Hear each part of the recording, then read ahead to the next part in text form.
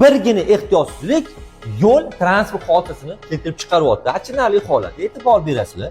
Yo'l harakat qoidalari 59-bandini 2-xatbosi binoan chorrahadan tashqarida yo'lning kengligi chetga chap holatdan qayrilish uchun yetarli bo'lmasa agar sig'nasa, qatnov qismining o'g'ri chiqib turib, kerak bo'lsa yo'l yoqasining ustiga chiqib turib qayrish mumkin.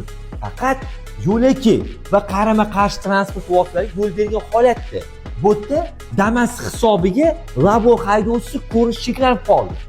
Yana ham e'tibor bermasdan qayrishni amalga oshirdi va Cobalt haydovchisiga to'qnashib ketdi. Hurmatli haydovchilar, sizlar agar ko'rinish cheklangan joydan chiqyapsizlarmi, yaxshi ko'rinyapsizlarmi, boshqa transport vositalari bo'lsa, sizlarni umuman ko'rmayotgan bo'lishi mumkin. Shunaqa vaziyatlarda 2-3 barobar e'tiboringizni oshiringlar, shoshilmanglar va yo'l transportini keltirib chiqarmanglar.